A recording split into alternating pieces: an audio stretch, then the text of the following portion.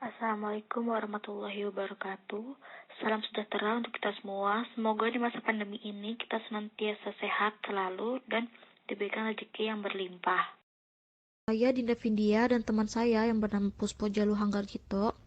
Kami dari Mahasiswa Teknologi Elektromedis Angkatan 2019, Fakultas Program Vokasi Universitas Muhammadiyah Yogyakarta.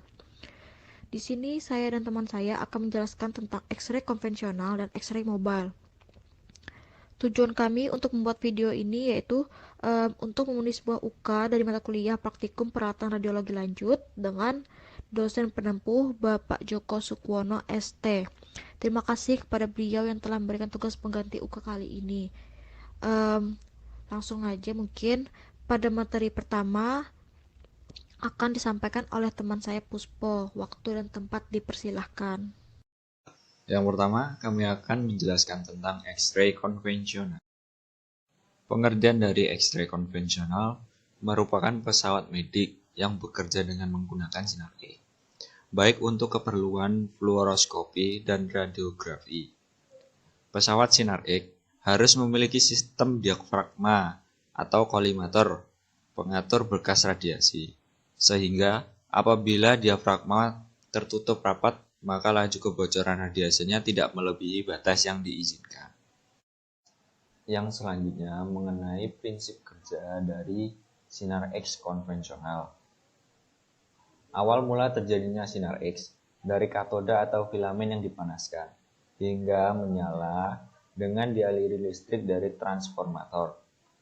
Karena panas elektron-elektron katoda dari filamen terlepas, saat dihubungkan dengan transformator tegangan tinggi, elektron-elektron akan dipercepat geraknya menuju anoda dan dipusatkan ke alat pemusat.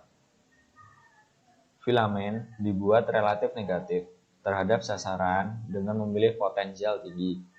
Awan-awan elektron mendadak dihentikan pada sasaran sehingga terbentuk panas di atas 99% dan sinar X di bawah 1%.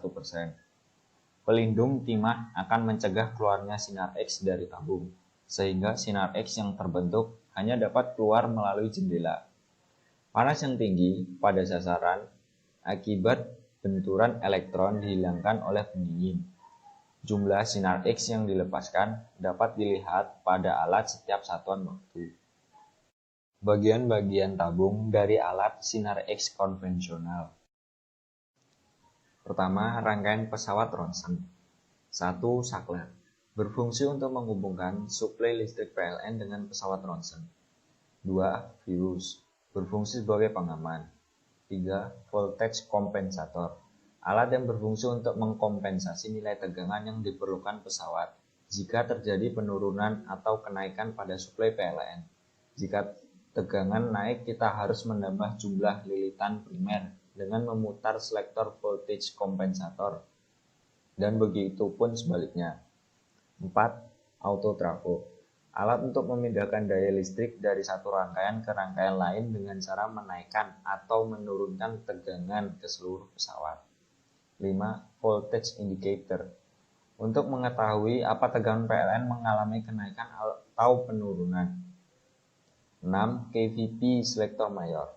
Untuk memilih tegangan tinggi atau memilih besarnya beda potensial antara anoda dan katoda yang besar selisih tiap terminal X 10 kV. 7. KVP selektor minor. Untuk memilih tegangan tinggi atau memilih besarnya beda potensial antara anoda dan katoda yang besar selisih setiap terminal 1 kV. Kedua, tabung X-ray. Pada tabung sinar X terdapat dua kutub, yaitu anoda dan katoda. Pada katoda terdapat kawat filamen sebagai sumber elektron untuk mengarahkan elektron ke target. Pada anoda terdapat target yang terbuat dari tungsten yang terhubung dengan motor agar anoda bisa berputar. Tabung dalam ini disebut insert tab. Kemudian, tabung dalam ini diselimuti tabung luar yang disebut tab housing. Ketiga, high tension transformer. Berfungsi untuk memberikan beda potensial pada tabung ronsen. high tension cable yang lain untuk memberi beda potensial antara anoda dan katoda pada X-ray tap under table. Bagian-bagian dari high tension transformer, yaitu transformator tegangan tinggi, trafo filamen, penyaarah, dan oli. Keempat, universal painted table adalah alat untuk tempat tidur pasien yang akan difoto ronsen atau meja pemeriksaan. Disebut universal karena dapat dipakai untuk membuat berbagai macam tindak foto ronsen. Meja pemeriksaan ini dapat digerakkan dari 0 derajat sampai 180 derajat sesuai kebutuhan. Rangkaian pesawat X-ray terdiri dari rangkaian power supply, rangkaian timer, rangkaian HTT, rangkaian pemanas filamen, dan rangkaian X-ray tap. Mungkin itu tadi penjelasan terkait X-ray konvensional oleh Puspo. Bisa dilanjutkan lagi ke materi X-ray mobile. Jadi X-ray mobile itu sendiri merupakan suatu alat yang berfungsi untuk mendiagnosa penyakit pada organ tubuh bagian dalam dengan bantuan sinar X dan pembangkit tegangan tinggi sebagai pengisian muatan kondensator, sehingga X-ray ini nanti dapat dioperasikan oleh baterai.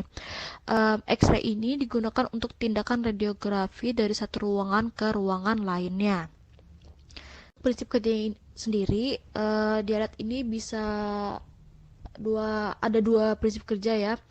Bisa dari tegangan PLN yaitu 220 volt AC atau dari baterai. Untuk alurnya sendiri dari PLN yaitu masuk ke step up trafo, lalu ke rectifier yang kemudian ke X-ray tube, di mana di antara X-rectifier dan X-ray tube terdapat baterai dan kapasitor. Jika baterai terisi, maka dia akan menyalurkan tegangannya ke kapasitor. Setelah penuh, kapasitor akan mendischarge ke X-ray tube dan menghasilkan sinar X. Untuk bagian-bagian alatnya sendiri ada power switch, hand switch, display, tube, high voltage kabel, plus minus, kolimator, dan generator. Untuk blok diagramnya sendiri bisa dilihat dari gambar. Jadi dari blok diagram itu dapat dilihat ketika pesawat di-on-kan, maka tegangan PLN akan masuk ke power supply dan akan menuju ke filter untuk disaring noise-noise dari tegangan PLN. Kemudian akan menuju ke inverter untuk diubah yang tadinya tegangan AC menjadi tegangan DC untuk pengisian kapasitor sebesar 670 volt dalam waktu 1 menit atau 60 detik. Setelah selesai, maka user bisa mengatur tegangan kilovolt dan miliampere sesuai dengan kebutuhan. Kemudian sinyal dari display akan dikirim menuju ke microcontroller yang nantinya akan memerintahkan main kontraktor untuk meloloskan tegangan ke anoda dan katoda atau filamen. Pada saat penekanan pertama hand switch, maka mikro akan memerintahkan main kontaktor untuk meloloskan tegangan menuju ke filamen, sehingga filamen akan menyala dan akan menimbulkan awan-awan elektron.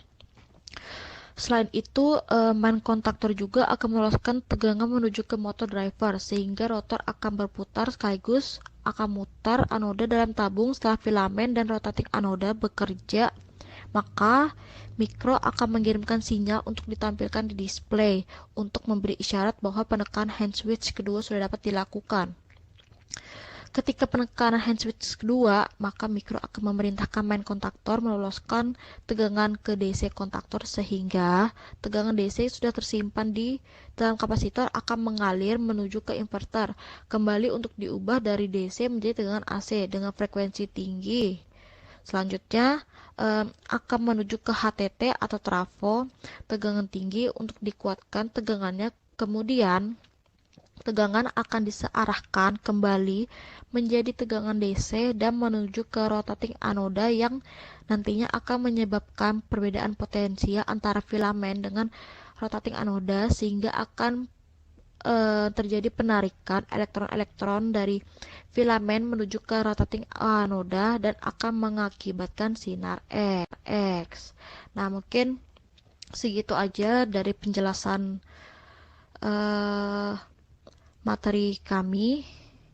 Untuk kesimpulannya sendiri dapat dilihat bahwa dari X-ray konvensional dan X-ray mobile memiliki fungsi yang sama, yaitu alat yang dapat mendiagnosa penyakit di organ dalam. Namun yang menjadi perbedaannya yaitu penggunaannya seperti X-ray konvensional bersifat tetap pada suatu ruangan atau tidak dapat dipindah, dan dia tidak dapat digunakan dengan baterai. Sedangkan untuk X-ray mobile sendiri itu dapat dipindahkan dari suatu ruangan ke ruangan lainnya karena dia bersifat fleksibel, serta dapat dilihat juga dari prinsip kerjanya bahwa X-ray mobile dapat menggunakan sumber tegangan berasal dari baterai, namun dapat juga digunakan dengan sumber tegangan PLN. Mungkin sekian materi yang dapat kami sampaikan terkait X-ray konvensional dan X-ray mobile. Kurang lebihnya kami mohon maaf apabila ada tutur kata yang tidak enak didengar, dan juga terima kasih kepada orang-orang yang telah menyempatkan waktunya untuk menonton video kami. Sekian, saya tutup. Wassalamualaikum warahmatullahi wabarakatuh.